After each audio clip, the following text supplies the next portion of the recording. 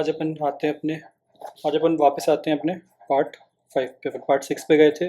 अपन state का executive legislature देख लिया। अब अपन पार्ट 5 पे वापस आते हैं। पार्ट 5 के अपन कहाँ पे आ रहे हैं? पार्ट 5 के अपन चैप्टर 4 पे वापस आ रहे हैं, जो कि बात करता है अपने यूनियन जुडिशरी की। ये कहाँ से कहाँ तक है? ये आया अपना आर्टिकल 124 से लेके 147 तक। ठीक है। यूनियन जुडिशरी को अपन बोलते हैं अपना सुप्रीम कोर्ट ऑफ इंडिया। ठीक है। तो सुप्रीम कोर्ट क्या है, इसका अपन थोड़ा बेसिक देखें तो सुप्रीम कोर्ट अपना हाईएस्ट कोर्ट होता है। ठीक है। इसको अपन गार्डियन भी बोलते हैं। किसका गार्डियन? दो तरह का, कॉन्स्टिट्यूशन का भी गार्डियन होता है ये, और अपने फंडामेंटल राइट्स का भी गार्डियन होता है। ठीक। ये इंटरप्रिटेशन के लिए भी सबसे हाईएस्ट कोर्ट है। जैसे अपन कॉन्स्टिट्यूशनल कोर्ट्स में दो तरह के कोर्ट्स देखते हैं, एक हाई कोर्ट्स और एक सुप्रीम कोर्ट। तो हाई कोर्ट भी इंटरप्रिटेशन कर सकते हैं, बट सुप्रीम कोर्ट उससे भी बड़ी अथॉरिटी है इंटरप्रिटेशन के लिए। ठीक है। ये हाईएस्ट कोर्ट ऑफ अपील भी बोलते हैं इनको।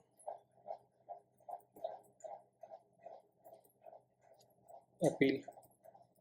और दोनों मामले में मतलब अपन मेनली दो कैटेगरीज में बांटते हैं अपन हर मैटर को, सिविल या फिर क्रिमिनल। तो इन सब मामलों में हाईएस्ट कोर्ट ऑफ अपील होता है अपना सुप्रीम कोर्ट। थोड़ा बेसिक सा। तो सुप्रीम कोर्ट आया कब था? इसकी इनॉग्रेशन हुई थी जनवरी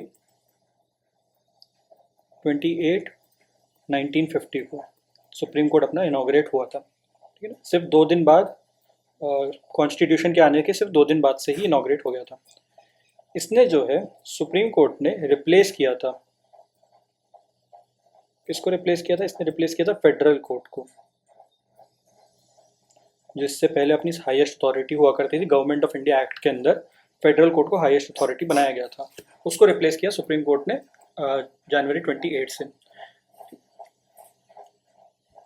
ये इसकी बेसिक्स है। अब अपन आते हैं, थोड़े से आर्टिकल्स देखते हैं कि कैसे बनता है, उसमें कौन कौन होता है और क्या क्या चीज़ें होती हैं सुप्रीम कोर्ट के अंदर। तो सबसे पहला आर्टिकल देखेंगे जो कि होता है आर्टिकल 124। वो बात करता है इस्टेब्लिशमेंट की और कॉन्स्टिट्यूशन की, मतलब कैसे बनेगा और उसमें कौन कौन बैठेगा। तो इसका जो पहला क्लॉज होता है वो डिक्लेयर करता है कि there shall be a Supreme Court of India, मतलब सुप्रीम कोर्ट को होना ही होना है। यहाँ पे इस्टेब्लिश कर दिया कि सुप्रीम कोर्ट होना ही होना है। फिर यहाँ पे वो आगे डिक्लेयर कर रहा है कि it shall consist of, shell consist मतलब इसके पास हमेशा एक चीफ जस्टिस ऑफ इंडिया होना ही चाहिए। ठीक है। चीफ जस्टिस ऑफ इंडिया होगा और इनके साथ साथ प्लस सच अदर जजेस एज पार्लियामेंट में बाय लॉ डिटरमाइन। ठीक है। तो एक तो सीजीआई होंगे, 1 सीजीआई होंगे ही होंगे। फिर जो अदर जजेस का नंबर है वो उसको कौन डिसाइड करेगा? उसको पार्लियामेंट लॉ बना के डिसाइड करेगी। जो ओरिजिनल कॉन्स्टिट्यूशन था उसमें 7 लिखा था, यानी 1 जो सीजीआई रहेंगे 1 प्लस 7 जजेस। और ये जो 7 वाला नंबर है इसको पार्लियामेंट लॉ बना के चेंज कर सकता है टाइम टू टाइम। ठीक है। इसके लिए जो लॉ पास हुआ है वो है अपना, उसको अपन बोलते हैं सुप्रीम कोर्ट नंबर ऑफ जजेस एक्ट।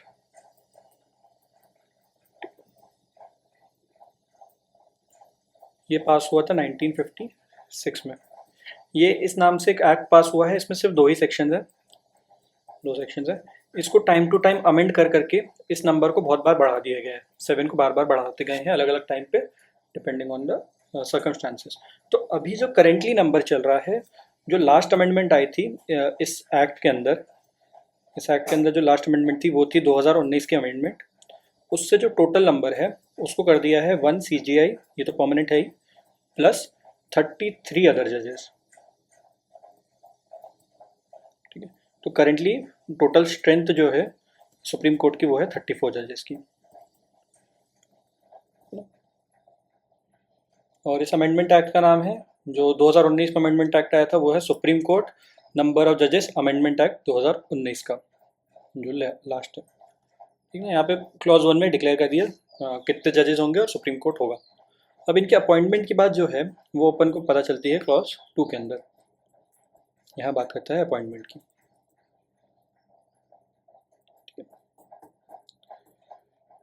यहाँ पे अगर अपन बैरक देखेंगे तो वहाँ पे बहुत सारी चीज़ें मेंशन हैं अलग अलग तरह की, बट मोस्ट काफ़ी ज़्यादा उसमें से अब वैलिड नहीं है, उसको अनकॉन्स्टिट्यूशनल डिक्लेयर कर दिया गया है। इसलिए अपन वो आगे चल के अपन देखेंगे कि क्या क्या कैसे होता है। बट और ये जो अपना अमेंडमेंट आया था क्लॉज 2 के अंदर 99th कॉन्स्टिट्यूशनल अमेंडमेंट, इसने पूरे प्रोसेस को चेंज करने की कोशिश की थी अपॉइंटमेंट से रिलेटेड, और इसी का मैटर अभी भी बैरक के अंदर लिखा हुआ है, पर इसको कोर्ट ने अनकॉन्स्टिट्यूशनल हेल्ड कर दिया है। तो इसके पहले जो भी मैटर था, इसके पहले जो भी चलता आ रहा था वो प्रेवेलेंट होगा, तो अपन उसी को समझेंगे डायरेक्ट। ठीक, तो उसमें क्या दिया था, ओरिजिनली क्या था, मतलब इससे पहले का क्या था, 99 से पहले का, उसमें था कि अपॉइंटमेंट जो है जजेस की वो करेंगे प्रेसिडेंट साहब। ठीक है, अपॉइंटमेंट तो प्रेसिडेंट करेंगे, पर उनको कंसल्टेशन करनी पड़ेगी, किससे, जजेस से, सुप्रीम कोर्ट के और हाई कोर्ट के। ठीक है, उनके बिना, मतलब बिना कंसल्टेशन के वो अपॉइंटमेंट नहीं कर सकते किसी का भी। ठीक है ना,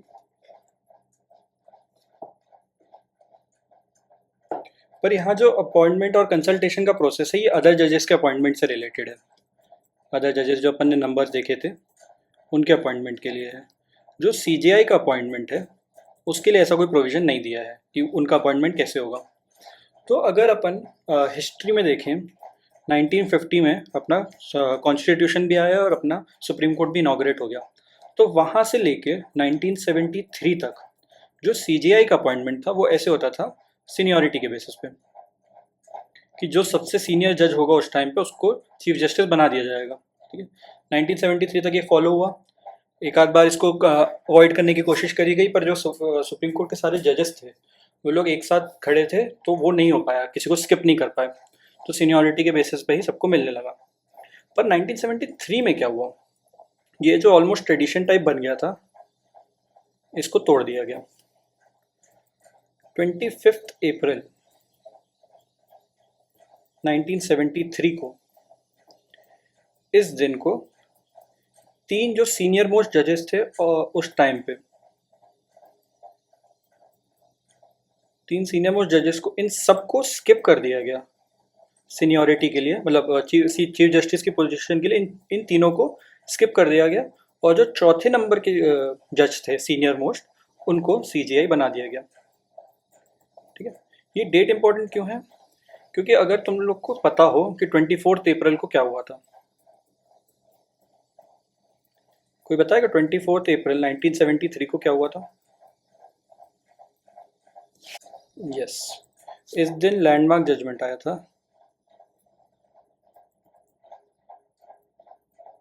कौन सा?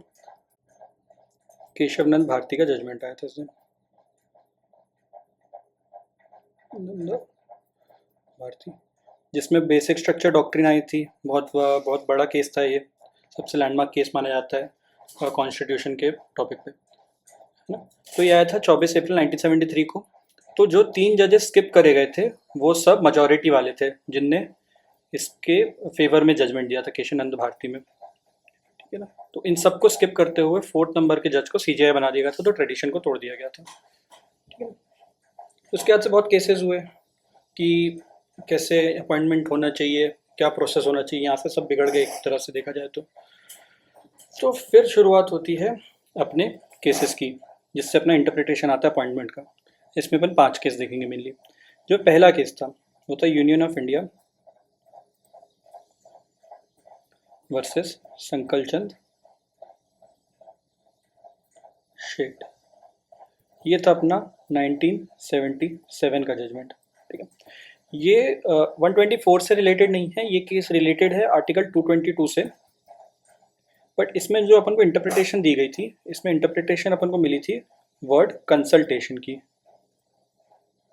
ठीक है, जो कि यहाँ पे अपन ने देखा कि आर्टिकल 124 में भी कंसल्टेशन वर्ड यूज़ है प्रेसिडेंट के लिए अपॉइंटमेंट करने के लिए जजेस का। तो यहाँ पे बोला गया था, कंसल्टेशन का मतलब जो होता है कि इसका मतलब कंकरेंस नहीं होता है। कंकरेंस का मतलब है कि उनको जो कंसल्टेशन मिल रही है उससे वो बाउंड हो जाएंगे, ऐसा नहीं होता। तो इससे बेसिकली ये निकलता है कि प्रेसिडेंट इज नॉट बाउंड। तो कंसल्टेशन उनको जो भी मिल रही है जजेस से, उससे वो बाउंड नहीं रहेंगे, तो वो अपने मर्जी से बेसिकली कुछ भी कर सकते हैं। तो यहाँ से पूरी पावर जो है वो एग्जीक्यूटिव को पास आ रही थी अपॉइंटमेंट से रिलेटेड।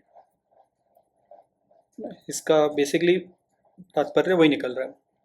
और इसके बाद एक और केस आया, SP Gupta versus union of India का। ठीक है, ये था अपना 1982 का जजमेंट, और इसको अपन बोलते हैं फर्स्ट जजेस केस।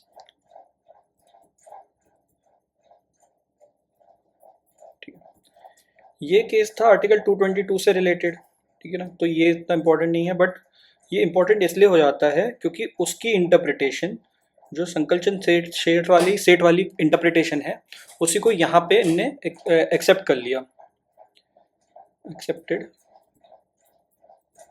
The same interpretation. ठीक है ना, तो यहाँ से बेसिकली क्या हुआ, तो आर्टिकल 124 में 24 का क्लॉज 2 जो अपन देख रहे हैं अभी, उसमें जो वर्ड कंसल्टेशन है उसमें भी सेम मीनिंग लगा लिया गया। तो पूरी अल्टीमेट पावर एग्जीक्यूटिव के पास चली गई।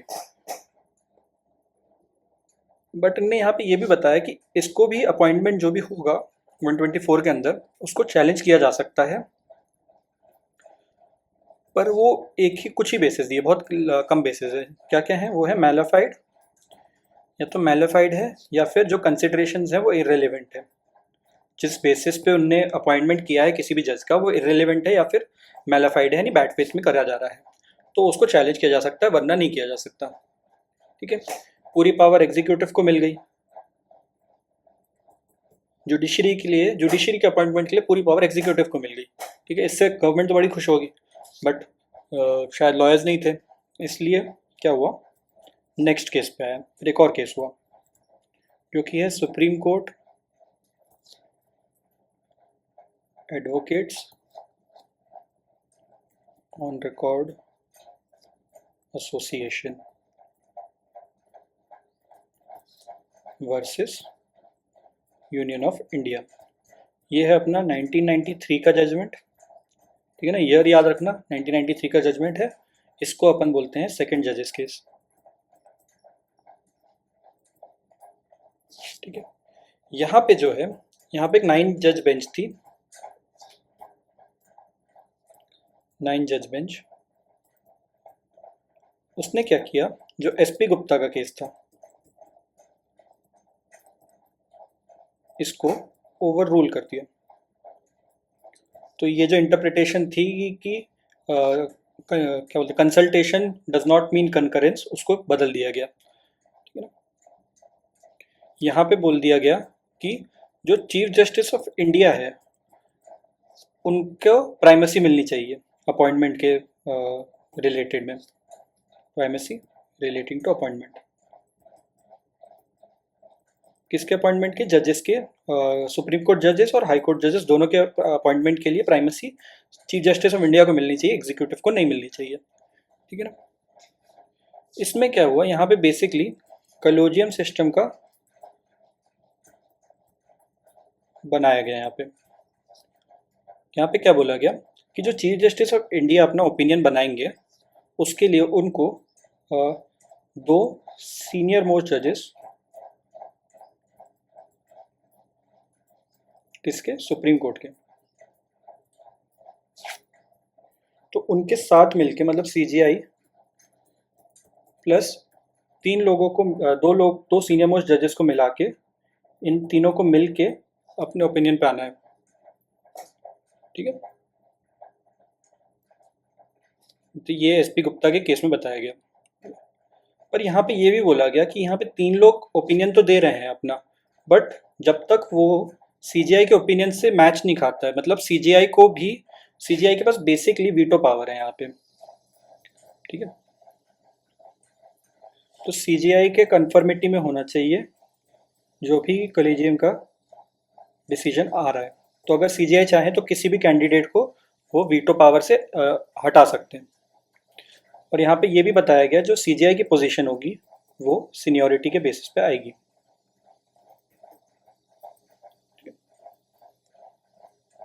यहाँ पे फिर से बताया गया जो कंसल्ट शब्द है, जो कंसल्ट टर्म यूज हो रहा है आर्टिकल 124 के क्लॉज 2 में, उसको अपन ये मानेंगे कि वो कंकरेंस है। उसका मतलब कंकरेंस को एक्सेप्ट किया गया। यहाँ पे इनने पर्पसिव इंटरप्रिटेशन करी है।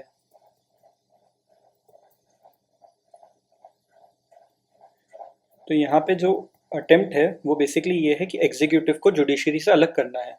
यहाँ पे इंडिपेंडेंस ऑफ जुडिशरी को बढ़ावा देना है, जो कि अगर अपन डीपीएसपी का तुम लोग को याद हो, एक आर्टिकल देखा था, कोई बताएगा कौन सा आर्टिकल था जिसमें सेपरेशन ऑफ पावर्स की बात करी गई थी जुडिशरी और एग्जीक्यूटिव के बीच में?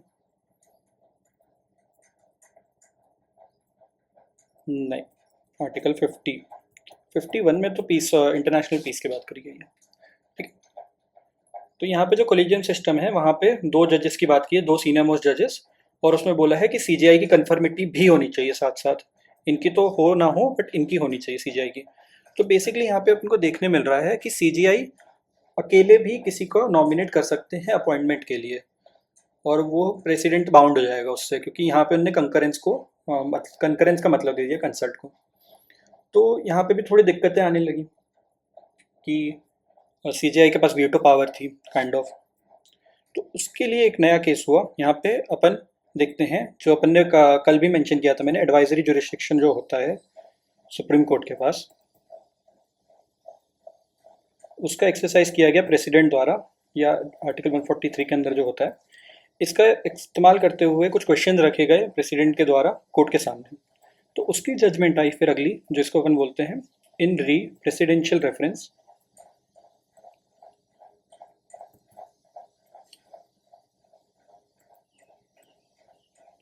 ये है 1999 का जजमेंट सुप्रीम कोर्ट का, और इसको अपन बोलते हैं थर्ड जजेस केस। ठीक है, तो यहाँ पे बोला गया कि जो कंसल्टेशन प्रोसेस होगा, जो कि सीजीआई को अडॉप्ट करना है, चीफ जस्टिस साहब को अडॉप्ट करना है, वो होगा प्लुरैलिटी ऑफ जजेस का। मतलब इसका मतलब प्लुरैलिटी ऑफ जजेस से ये मतलब है कि वो अकेले किसी को नॉमिनेट नहीं कर सकते, उनको बाकी के जो जजेस उनके साथ बैठेंगे उनका भी ओपिनियन लेना है, और उनको उनकी मेजॉरिटी चाहिए बेसिकली। ठीक है, तो यहाँ पे स्ट्रिक्ट मेजॉरिटी, हाँ मेजॉरिटी चाहिए उनको बेसिकली उनके साथ। ठीक है ना, सीजीआई का ओपिनियन के साथ बाकी जजेस का मेजॉरिटी चाहिए, अकेले वो नहीं करेंगे। अगर वो सोल इंडिविजुअल ओपिनियन दे देते हैं, मान लो उनने ये फॉलो नहीं किया और उनने सोल इंडिविजुअल ओपिनियन अपनी मर्जी से प्रेसिडेंट साहब के पास भेज दिया, तो ऐसे में ये कंसल्टेशन नहीं कहलाएगा, ये कंसल्टेशन नहीं माना जाएगा। तो बेसिकली इसकी कोई वैल्यू नहीं रहेगी इंडिविजुअल ओपिनियन की। ठीक है, यहाँ पे क्या हुआ, फिर क्या हुआ, ये इतना तो बता दिया कि प्लुरैलिटी ऑफ जजेस होना चाहिए। पर अपन ने यहाँ पे देखा कि यहाँ पे 2 जजेस थे, है ना, सीजीआई प्लस 2 जजेस। इसको यहाँ पे एक्सपैंड किया गया थर्ड केस में। यहाँ पे बोला गया कि सीजीआई साहब के साथ 4 सीनियर मोस्ट जजेस होने चाहिए।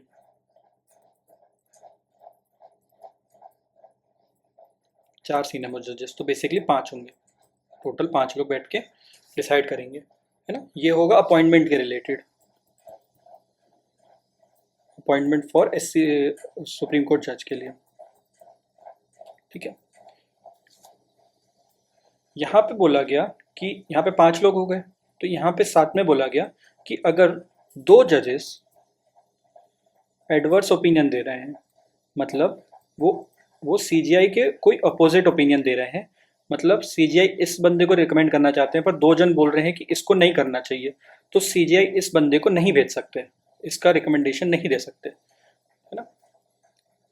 तो यहाँ पे ये लिमिटेशन लगाई गई है सीजीआई के ऊपर, ठीक है। बट यहाँ पे ये भी बताया गया कि जो कंसल्टेशन भेजा जाएगा, जो भी अपॉइंटमेंट की जाएंगी,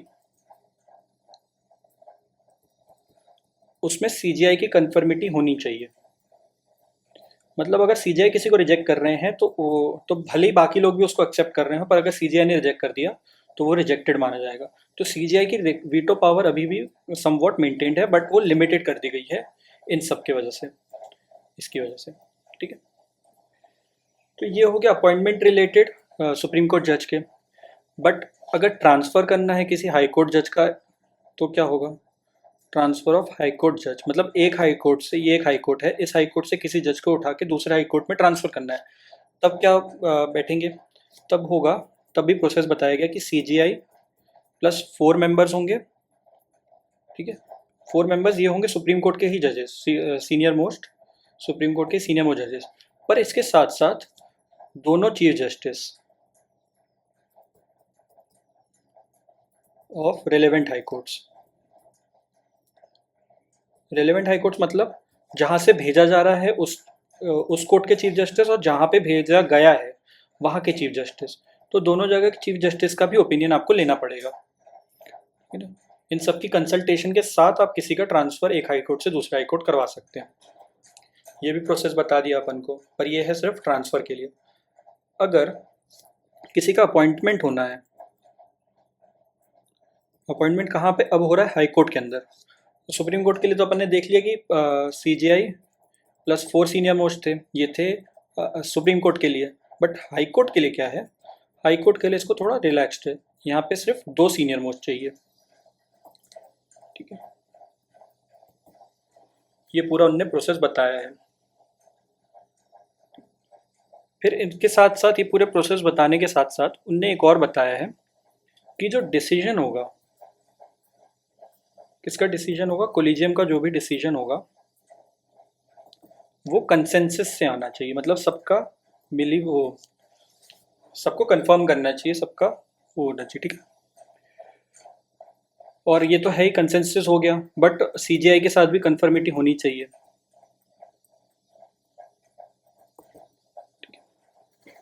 यहाँ तक कोई दिक्कत किसी को?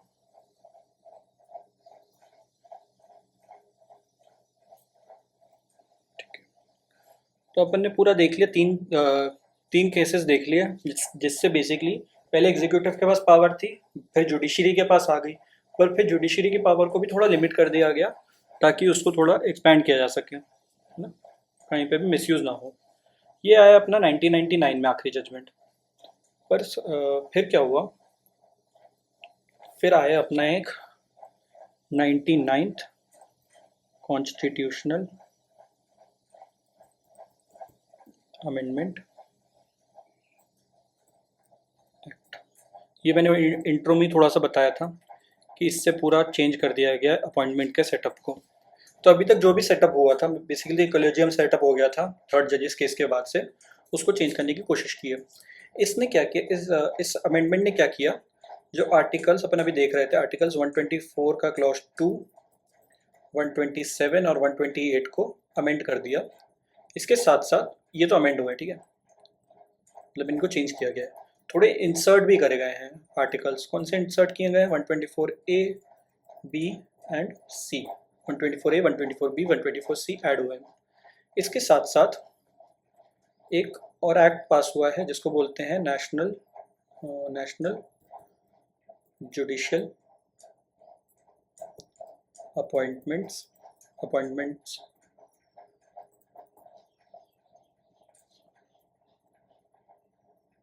कमीशन एक्ट ऑफ 2014, इसको शॉर्ट में NJAC भी बोलते हैं, ठीक है। ये लाया गया। इससे क्या हुआ? अपन जो भी प्रोसेस देखा कि सीजीआई साहब से कंसल्ट करना पड़ेगा, है ना, कोलिजियम बनेगा, कोलिजियम कंसल्ट करेगा, ऐसे ऐसा प्रोसेस होगा, 4 बैठेंगे या फिर 2 लोग साथ में बैठेंगे, वो सब ख़त्म कर दिया। मतलब उसको ख़त्म करने की कोशिश करी गई। इसको हटा के, इसको बाईपास करके एनजेएसी सेटअप किया गया, नेशनल जुडिशियल अपॉइंटमेंट कमीशन। तो वो अब रिकमेंडेशन देंगी अपॉइंटमेंट के लिए कि किस जज को अपॉइंट करना है, किस जजेस का ट्रांसफ़र होना है, सब कुछ एनजेएसी दिखेगा। ऐसा करने की कोशिश करी गई। बट ये अगर देखा जाए तो, क्योंकि एनजेएसी का अगर अपन वो देखें कि कौन कौन रहता है एनजेएसी में, तो इसके अंदर रहते थे सीजीआई साहब तो रहेंगे ही, ये चेयरपर्सन होते थे एनजेएसी के। फिर 2 सीनियर मोस्ट जजेस होंगे, यहाँ तक तो ठीक है। पर इसके साथ साथ फिर यूनियन लॉ मिनिस्टर को बिठा रहे थे ये लोग एनजेएसी के अंदर। फिर 2 एमिनेंट जूरिस्ट जो लोग हैं जिनको रिकमेंड किया गया है, 2 एमिनेंट पर्सन्स है ना, अपोजिशन के मेंबर्स, उनको बिठा रहे थे। तो यहाँ पे देखा जाए तो जुडिशरी के काम में एग्जीक्यूटिव का इंटरफेरेंस हो रहा था इन अ वे, है ना। तो ये इसको हटा दिया गया। इसको कैसे हटाया गया? इसको हटाया गया अगले केस में, जो कि अपना supreme court advocates on record association versus union of India. ये है अपना 2015 का जजमेंट सुप्रीम कोर्ट का। इसको अपन बोलते हैं अपना 4th जजेस केस। देखो नाम से कंफ्यूज मत होना, इसका नाम है supreme court advocates on record association versus union of India. ये 2015 का है। जो सेकंड जजेस केस था अपना, उसका भी सेम नाम है, ठीक है ना। तो इसके बीच में कंफ्यूज मत होना, क्योंकि उसकी जो ईयर है उसको ईयर से याद रखना। कहाँ गया वो? हाँ, वो 1993 का जजमेंट है, भले ही नाम सेम हो, ईयर पे ध्यान रखना बंदो, ठीक है ना। तो इस केस में क्या बोला गया? इसमें जो 99th अमेंडमेंट है, कॉन्स्टिट्यूशनल अमेंडमेंट, उसको अनकॉन्स्टिट्यूशनल एंड वॉइड बोल दिया गया, ठीक है। जो एनजेएसी एक्ट था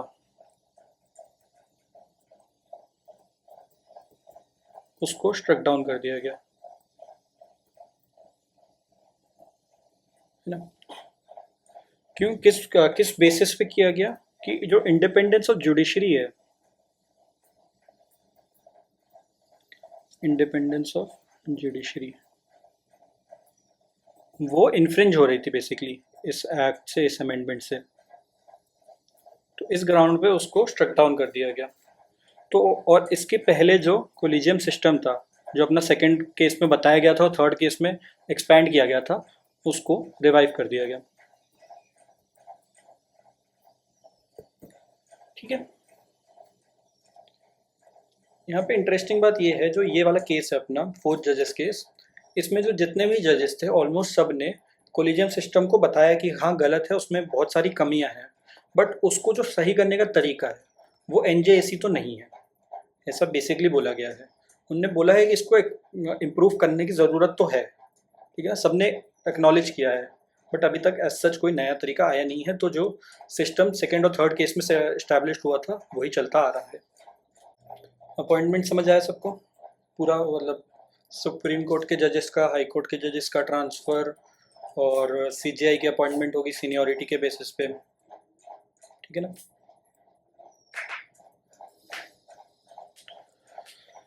चल फिर अपन आगे बढ़ते हैं। अपन ने देख लिया कि अपॉइंटमेंट कैसे होगा और एस्टैब्लिशमेंट हो गया। तो कब तक बैठेंगे, कब तक कोई भी इंसान, कोई भी पर्सन एज अ जज ऑफ सुप्रीम कोर्ट बैठ सकता है, ये अपन को क्लॉज 2 में ही बताया गया है। क्लॉज 2 में ही अपन को अपॉइंटमेंट का पूरा क्राइटेरिया बताया गया है, और क्लॉज 2 में ही बताया है कि कब तक रहेगा। तो जो मैक्स एज है रिटायरमेंट की, नॉर्मल टर्म जो है वो होगा 65 ईयर्स तक अटेन करने तक। जब तक कोई भी जज 65 ईयर्स के नहीं हो जाते तब तक वो जज रह सकते हैं सुप्रीम कोर्ट की। या तो वो उससे पहले रिज़ाइन कर सकते हैं। रिज़ाइन वो किसको करेंगे? वो प्रेसिडेंट साहब को रिज़ाइन कर सकते हैं इन राइटिंग, या फिर वो रिमूव किया जा सकता है उनको। इसको अपन बोलते हैं इम्पीचमेंट प्रोसेस। बताया रिमूवल बताया गया है कि रिमूवल होगा in accordance two clause 4। Clause 4 किसका, आर्टिकल 124 का ही क्लॉज 4 में प्रोसेस बताया गया है, उस बेसिस पे इनको रिमूव किया जा सकता है। तो ये 3 तरीके हैं इनकी सीट खाली करने के, जज ऑफ सुप्रीम कोर्ट की। ठीक है, फिर ये जो 65 ईयर्स है इनकी जो एज मानी जाएगी, मतलब एज कैसे कैलकुलेट होगी, कैसे डिटरमाइन करेंगे, तो उसके लिए क्लॉज 2 एज ऐड किया गया है।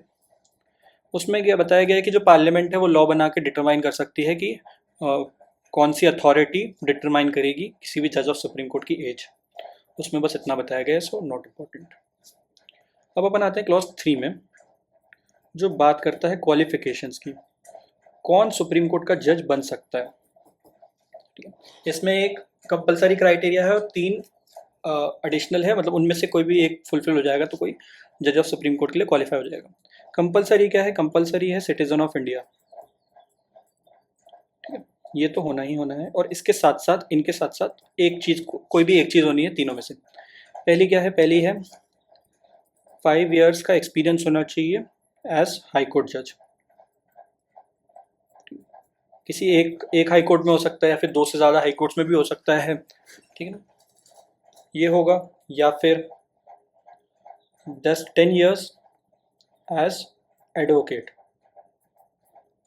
Of High Court. इसमें भी सेम, एक High Court, multiple High Court, कैसे भी कोर्ट्स हो सकते हैं इक्विवेलेंट के, हाई कोर्ट के इक्विवेलेंट के। ठीक है ना, तो आप 5 साल या तो जज हो जाओ या तो 10 साल आप एडवोकेट हो जाओ, ये 2 हैं।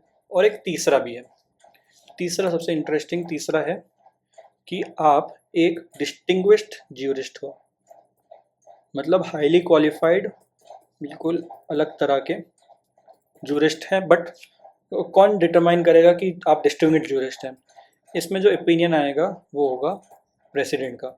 अब प्रेसिडेंट के ओपिनियन में एक डिस्टिंग्विश्ड ज्यूरिस्ट हो तो आपको सुप्रीम कोर्ट का जज बनाया जा सकता है। आज तक किसी को नहीं बनाया गया है, पर बनाया जा सकता है, प्रोविजन है इसका। ठीक है, ये क्वालिफिकेशंस हैं, सिटीजन हो या फिर इन तीनों में से कोई एक हो, बीच में और है सबके लिए।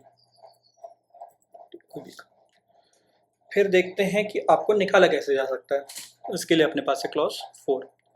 इसमें बताया गया अपन को रिमूवल प्रोसेस। ठीक है, तो ग्राउंड क्या रहेगा, ग्राउंड फॉर रिमूवल क्या है, 2 ग्राउंड है बेसिकली यहाँ पे, प्रूफ्ड मिसबिहेवियर या फिर, या तो आप मिसबिहेवियर प्रूफ कर दो या फिर आप इनकैपेसिटी प्रूफ कर दो। इन दोनों में से कोई भी एक चीज प्रूफ कर दोगे आप तो उनको निकाला जा सकता है। पर ये प्रूफ कहाँ होगा, इसको कौन प्रूफ करेगा, इसको प्रूफ करने का काम होगा पार्लियामेंट का।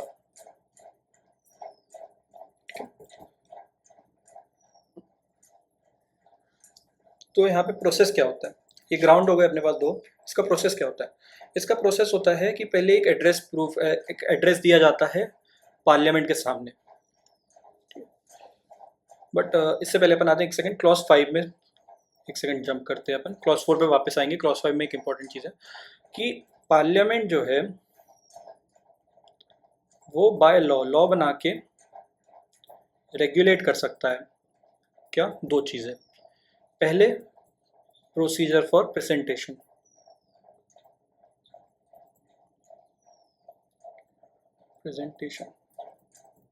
Of an address. तो जो अपन क्लॉज 4 में एड्रेस की बात कर रहे हैं वो कैसे प्रेजेंट होगा, उसका प्रोसीजर क्या होगा, वो पार्लियामेंट लॉ बना के रेगुलेट कर सकता है। और इसके साथ साथ क्या रेगुलेट कर सकता है, एंड जो इन्वेस्टिगेशन प्रोसेस होगा, इन्वेस्टिगेशन कैसे होना है और प्रूफ कैसे होना है, क्या चीज़, वही जो अपन ने ग्राउंड्स डिस्कस किए, मिसबिहेवियर और इनकैपेसिटी। ठीक है, इनका भी जो प्रोसेस होगा इन्वेस्टिगेशन प्रूफ का, वो भी पार्लियामेंट लॉ बना के रेगुलेट कर सकता है क्लॉज 4 के अंदर। ठीक है ना, प्रोसीजर वो बताएंगे। अभी अपन देखते हैं कि होता कैसे, मतलब क्या क्या कंडीशन फुलफिल करनी पड़ती है। तो पहले पार्लियामेंट के सामने, दोनों हाउसेस के सामने, बोथ हाउसेस के सामने एक एड्रेस प्रेजेंट होगा।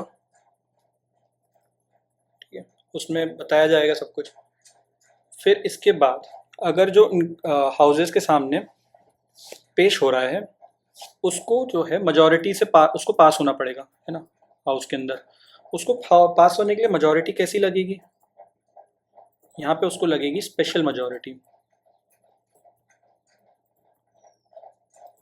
स्पेशल मेजॉरिटी क्या होता है?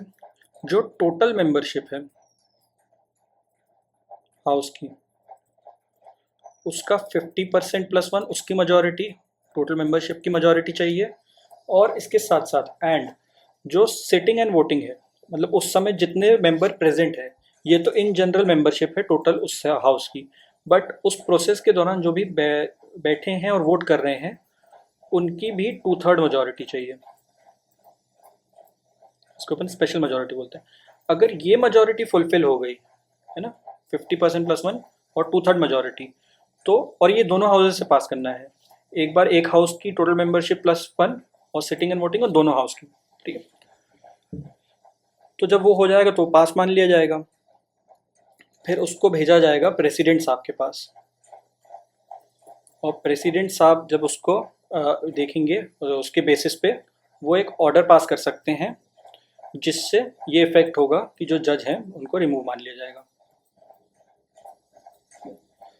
जज का रिमूवल सिर्फ प्रेसिडेंट के ऑर्डर से हो सकता है, और जो प्रेसिडेंट ऑर्डर पास कर रहे हैं वो तभी हो सकता है जब ये दोनों हाउसेस से ऐसा एड्रेस स्पेशल मेजॉरिटी से पास हो जाए, ठीक है ना। तो ये पूरा प्रोसीजर फॉलो करना ज़रूरी है।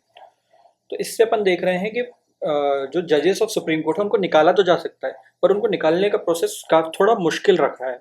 ऐसा नहीं है कि बहुत आसानी से किसी को निकाल दिया जाए। तो यहाँ पे इंडिपेंडेंस ऑफ जुडिशरी भी अश्योर हो रही है, बट ऐसा भी नहीं है कि उनको पूरी तरह से सुप्रीमेसी मिल जाए, तो वो आउट ऑफ कंट्रोल नहीं जा सकते बेसिकली, है ना।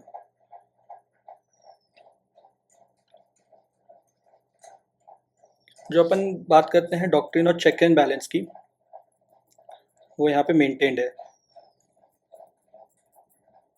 कि जब एग्जीक्यूटिव ने जुडिशरी के काम पे बाधा डालने की कोशिश की, तब उसको अलग किया गया, जुडिशरी ने उसमें पे चेक्स लगाए, और अगर जुडिशरी कुछ कर रहा है जो उसके पावर के बियॉन्ड है, प्रूव्ड मिसबिहेवियर है या फिर कोई इनकैपेसिटी है, तो एग्जीक्यूटिव भी जजेस को निकाल सकता है, जुडिशरी में इंटरफेयर कर सकता है। ये पूरा प्रोसेस अपना हो गया। फिर 2-3 क्लॉज बचे हैं इसके अंदर, जो है अपना आर्टिकल 124 के अंदर ही है अभी अपन। इसमें बताया जो क्लॉज 6 है कि जो सुप्रीम कोर्ट जजेस होंगे उनको ओथ और एफर्मेशन लेनी पड़ेगी। ये किसके सामने होगा? ये होगा प्रेसिडेंट ऑफ इंडिया के सामने, ठीक है। और किस फॉर्म में होगा वो बताया गया अपन को 3rd शेड्यूल के अंदर, ठीक है। फिर एक लिमिटेशन लगाई गई है आर्टिकल नहीं, सॉरी, क्लॉज 7 के अंदर ही एक रिस्ट्रिक्शन लगाई गई है जजेस के ऊपर जो अपना टर्म खत्म कर चुके हैं या फिर जिनने भी ऑफिस होल्ड किया है कभी भी। एज सुप्रीम कोर्ट जज अगर आपने कभी भी कोई ऑफिस होल्ड किया है तो आप जो हैं शैल नॉट, क्या नहीं कर सकते? आप प्लीड नहीं कर सकते या फिर एक्ट नहीं कर सकते। कहाँ पे? In any court. आप किसी भी कोर्ट के सामने प्लीडिंग नहीं कर सकते या फिर किसी भी बेसिस पे एक्ट नहीं कर सकते अगर वो अपनी इंडियन टेरिटरी के अंदर आता है। मतलब बाहर किसी देश में आप जाके प्रैक्टिस कर सकते हैं आप चाहे तो, पर इंडियन टेरिटरी के अंदर आप किसी कोर्ट में प्रैक्टिस नहीं कर सकते। ये रिस्ट्रिक्शन लगाई गई है कोई भी ऐसे जज पे जिसने सुप्रीम कोर्ट का ऑफिस होल्ड किया है, ठीक है। यहाँ तक कोई दिक्कत किसी को?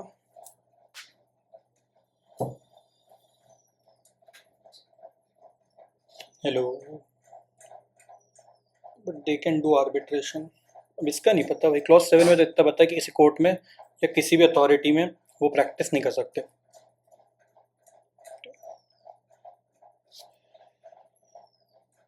फिर आते हैं अपन आर्टिकल 125 पे। बेसिक सा आर्टिकल है, यहाँ पे सैलरीज वगैरह की बात की गई है, ठीक है। तो यहाँ पे अगर अपन क्लॉज 1 देखें तो वही सिमिलर बात है कि पार्लियामेंट बाय लॉ बना के डिटरमाइन करेगा क्या सैलरीज क्या अलाउंसेज है, ठीक है। सैलरीज का मेंशन है अपने को क्लॉज 1 में, सैलरीज का मेंशन है, ठीक है। प्रेसिडेंट डिटरमाइन करेगा और जब तक नहीं डिटरमाइन करता है तब तक सेकंड शेड्यूल लगेगा, ठीक है।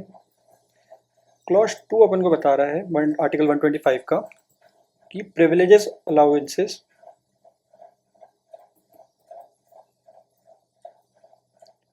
अलाउंसेस फिर अगर राइट्स जो भी होंगे उनके किससे रिलेटिंग होंगे? ये छुट्टी लेने की, लीव ऑफ एब्सेंस लेने के लिए, या फिर पेंशन से रिलेटेड जो भी राइट्स हैं, वो कौन डिटरमाइन करेगा? वो भी पार्लियामेंट लॉ बना के डिटरमाइन करेगी। ठीक है ना, पार्लियामेंट लॉ बना के डिटरमाइन करेगी, और जब तक नहीं कर लेती तब तक सेकंड शेड्यूल लगेगा, ये बताया गया है। पर यहाँ पे जो प्रोवाइजो दिया है वो थोड़ा इंटरेस्टिंग है, क्योंकि जो प्रोवाइजो बात करता है वो सिर्फ क्लॉज 1 के लिए बात कर रहा है, ठीक है, जबकि क्लॉज 2 के लिए बात कर रहा है, जबकि क्लॉज 1 में सैलरीज का मेंशन है, ठीक है। तो प्रोवाइजो जो बता रहा है कि जो प्रिविलेजेस है, अलाउंसेस है, जो राइट्स हैं लीव ऑफ एब्सेंस या पेंशन के लिए, उनको डिसएडवांटेज के लिए वेरी नहीं कर सकते, मतलब उनको अपॉइंटमेंट के बाद कम नहीं किया जा सकता, ठीक है ना, शैल नॉट, बढ़ा ज़रूर सकते हैं बट अपॉइंटमेंट के बाद आप उसको कम नहीं कर सकते, ऐसा अपन को बताया गया है। पर यहाँ पे सैलरीज का मेंशन नहीं है, जो कि थोड़ा इंटरेस्टिंग लगा मेरे को। फिर आते हैं अपन आर्टिकल 126 पे। यहाँ पे बात करता है एक्टिंग चीफ जस्टिस की। एक्टिंग चीफ जस्टिस मतलब कि मतलब वो परमानेंट नहीं है, वो सिर्फ टेम्पररीली वो ऑफिस होल्ड कर रहे हैं जब तक किसी को अपॉइंट नहीं किया जाता उनकी जगह पे। कब कब हो सकता है? दो दो दो चीज़ों पे हो सकता है, या तो जो ऑफिस है of chief justice of India वो या तो खाली है, मतलब कोई चीफ जस्टिस अपॉइंट ही नहीं हुए हैं, या फिर वो चीफ जस्टिस जो इंडिया करेंटली है वो किसी भी रीज़न से एब्सेंट है, या तो छुट्टी ली है, या फिर कोई बीमारी है, इलनेस की वजह से, कोई भी रीज़न से उनका खाली है। तो कौन ड्यूटी परफॉर्म करेगा? तो उनकी जो ड्यूटीज़ होंगी ऑफिस की, वो ऐसा कोई भी जज ऑफ सुप्रीम कोर्ट ही करेंगे, ड्यूटीज फुलफिल करेंगे। पर इनको कौन अपॉइंट करेगा? इनको प्रेसिडेंट अपॉइंट करेंगे, ठीक है। प्रेसिडेंट किसी भी जज ऑफ सुप्रीम कोर्ट को as acting chief justice for the time being appoint कर सकते हैं, ठीक है। यहाँ तक हो गया। फिर अपन देखते हैं एक कॉन्सेप्ट होता है एड हॉक जजेस का, जो बताया अपन को आर्टिकल 127 के अंदर। ये बात करता है अपॉइंटमेंट ऑफ एड हॉक जजेस, ठीक है। ये किसी पर्टिकुलर पर्पस के लिए जजेस को अपॉइंट किया जाता है, जब मान लो कि जजेस की कमी पड़ रही है पर काम ज़्यादा है, ओवर बर्डन हो रहा है कोर्ट का भी, तो उन सब पर्पसेस के लिए यहाँ पे किया जा सकता है। क्लॉज 1 अपन को क्या बता रहा है कि जो कोर्ट का कोरम होता है, कोरम का मैंने मतलब बताया था, minimum number of members session करने के लिए, कोई भी अपने जब पार्लियामेंट देख रहे थे, तो यहाँ पे भी कोरम का सेम मतलब होता है, minimum number of members to do a session और कुछ भी, है ना। तो जब कोरम मेंटेन नहीं हो पा रहा है कोर्ट का, तो चीफ जस्टिस ऑफ इंडिया जो है वो प्रेसिडेंट से पहले तो परमिशन लेंगे, है ना, प्रेसिडेंट के कंसेंट से, और उसके साथ साथ जो रेलेवेंट हाई कोर्ट होंगे उनके चीफ जस्टिस से कंसल्ट करेंगे, है ना। और फिर यहाँ से एक रिक्वेस्ट भेजेंगे इस हाई कोर्ट में, इस हाई कोर्ट के किसी भी जज को, जिस हाई कोर्ट से के चीफ जस्टिस से बात करी गई है, उनके हाई कोर्ट के किसी भी जज को रिक्वेस्ट किया जा सकता है कि आप आके जो सुप्रीम कोर्ट है उसकी सिटिंग को अटेंड करें। कैसे अटेंड करना है? एज एड हॉक जजेस, ठीक है। क्या प्रोसेस है कि चीफ जस्टिस ऑफ इंडिया ही करेंगे, बट उनको पहले प्रेसिडेंट से परमिशन लेनी है, कंसेंट लेना है उनका, और उनको रेलेवेंट हाई कोर्ट के चीफ जस्टिस से कंसल्ट करना है, और फिर उसके बाद वो किसी भी हाई कोर्ट जज को रिक्वेस्ट कर सकते हैं कि आप आके सुप्रीम कोर्ट की सिटिंग में आके पार्ट ले एड हॉक जजेस के लिए। बट इसमें लिमिटेशन क्या है कि जो भी जज आएगा हाई कोर्ट का वो क्वालिफाइड होना चाहिए। जो अपन ने क्लॉज 3 में देखा कि सिटीजन होना चाहिए, 5 साल हाई कोर्ट जज, 10 साल as advocate of High Court वगैरह, तो पूरी तरह से क्वालिफाइड होना चाहिए, तब जाके ही वो एड हॉक जजेस जैसा बन पाए, काम कर पाएंगे, ठीक है। यहाँ पे प्रोसेस बता दिया कैसे होंगे। क्लॉज 2 बता रहा है कि इनकी पावर्स क्या होगी। अगर कोई भी जज अपॉइंट हो गया, अपॉइंटेड एज एड हॉक जज, है ना, क्लॉज 1 के अंदर कोई भी हो गया तो उनकी ड्यूटी बन जाएगी क्या, अटेंड करने की, सिटिंग्स की, अटेंड करना सिटिंग्स ऑफ सुप्रीम कोर्ट, जिसके लिए भी सिटिंग के लिए उनको इनवाइट किया गया है, रिक्वेस्ट भेजी गई है, उनमें बैठना उनकी ड्यूटी बन जाएगी। जब भी उनकी अटेंडेंस को रिक्वायर किया गया, जब भी उनको बुलाया जाएगा कि आइए आप बैठिए, तब उनको आना पड़ेगा, नहीं उनकी ड्यूटी रहेगी। और जब वो ये ड्यूटी को एक्सरसाइज करेंगे, मतलब जब वो अटेंड कर रहे होंगे किसी भी सिटिंग की सुप्रीम कोर्ट की, तब उनके पास सारी जुरिस्डिक्शन, पावर्स एंड प्रिविलेजेस, जो भी एक सुप्रीम कोर्ट जज के पास जुरिस्डिक्शन, पावर्स और प्रिविलेजेस होती हैं, वो इन एडहॉक जज के पास भी आ जाएंगी, पर तभी जब वो अटेंड कर रहे हैं ऐसी सिटिंग को, ठीक है। और इसके साथ साथ जो भी ड्यूटीज़ होती हैं एक सुप्रीम कोर्ट जज की, उनको भी वो डिस्चार्ज कर सकते हैं, ये उनको पावर दी गई है क्लॉज 2 के अंदर, ठीक है। यहाँ तक कोई दिक्कत?